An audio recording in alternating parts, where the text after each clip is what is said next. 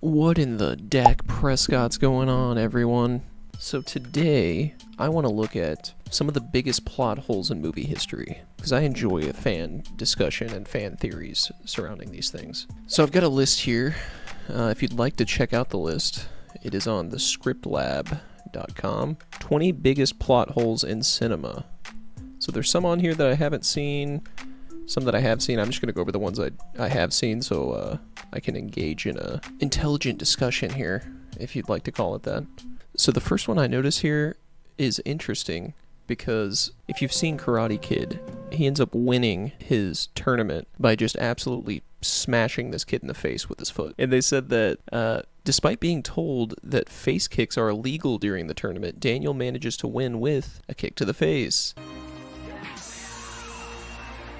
It's a puzzling inconsistency in the plot, but one that is ignored by most fans. Decades later, this very plot hole was given a tongue-in-cheek wink within the sequel series Cobra Kai. So I don't remember a part in the movie where they told him that face kicks are illegal. I'm also not a karate expert, so I don't know if this is illegal in a actual karate competition, so we're going to find out really quick. So the direct quote from the movie, this is apparently a largely debated point in Karate Kid. Here's a verbatim quote when Ali explains the rules to Daniel. Everything above your waist is a point. You can hit the head, sternum, kidneys, ribs. Got it? Throughout the preliminary matches shown in Karate Kid, several clean points are scored, and one match is won by kicks to the face, reflecting the reality that kicks were in fact legal techniques. And maybe, I hope someone who's actually knows about karate can chime in here in the comments, but I just looked it up. According to North American Sport Karate Association, NASCA, kicks to the head of a downed opponent are illegal. Oh, I guess, so it's not illegal if they're standing, but that would make sense. You can't kick them in the face when they're laying on the ground. Which the Cobra Kai guy tried to do, by the way.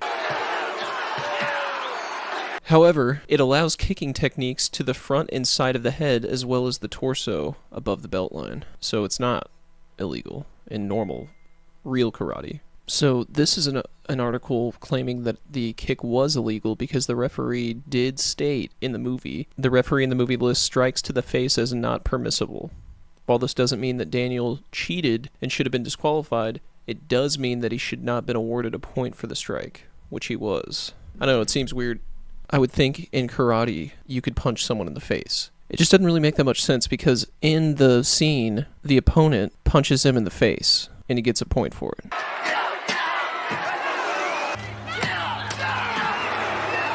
So I don't understand why people would be arguing that he's not allowed to kick him in the face. They both try and kick each other in the face several times, and it's dodged until the last moment.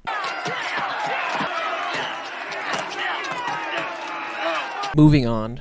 We could harp on this all day, but it's not going to do us any good. And I guess without these things, we wouldn't have an interesting into really any movie. The next one I want to talk about is in the movie A Quiet Place. So if you haven't seen A Quiet Place, great movie. Directed and stars John Krasinski, Jim from The Office. It's essentially about, it's a world where aliens have invaded, but the aliens only react to sound. They're blind, but they have super good hearing. So if you make any sort of sound, they can like track you down from miles away and kill you. So these people have learned to live silently. Like they only use sign language. They don't speak most of the time. And they even have like sand on the ground that he's poured down so that when they walk, it makes less noise. So there's a scene in the movie where they go behind a waterfall and they're able to talk behind the waterfall because the sound of the water is so loud that it masks them underneath talking. So it's kind of like a humanizing, we can be normal for this 1 second scene in the movie.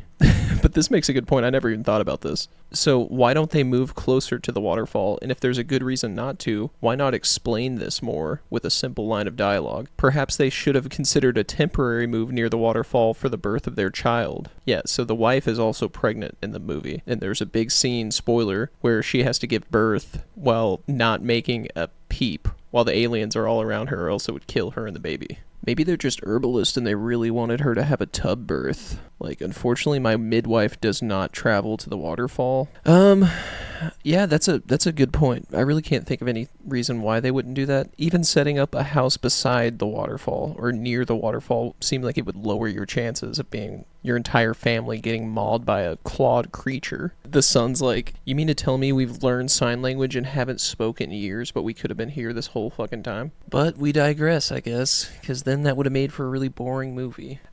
So the last one on this list that I think is pretty crazy that I just haven't noticed before. By the way, there's a few on here that are big ones, but I've heard a million things about these, so these are kind of ones that I haven't heard of as well. The survival of police officers in The Dark Knight Rises. One of the most significant plot holes in The Dark Knight Rises, in parentheses, there are many, involved Bane trapping over 1,000 police officers underground for months. The mystery is how they survived, and when they eventually escape, why do they emerge clean-shaven with neatly pressed uniforms? But even before all of that, why would Commissioner Gordon send all the police underground in the first place? Yeah. Dude, Batman's full of these. So Bane traps all these cops underground, essentially tricks them into going down there, which, yeah, why send your entire police force onto one task? When they come back, ready to fight, all these guys look like they're about to receive an award. Like, this guy has finely pressed, polished, his police hat's even shiny. Yeah, I mean, but all these little quirky things kind of make it more fun to talk about after the fact. I mean, none of these were all great movies.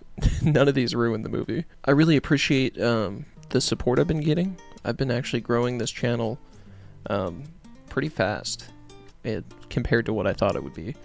Getting some decent responses, so I really appreciate it. Leave a comment, let me know if I missed one that you often talk about. Make sure and like the video, that always helps me out if you did indeed like it. And if you want to see more from me, just go ahead and subscribe. I'm trying to get to that 1,000 follower mark, so I really appreciate it, guys.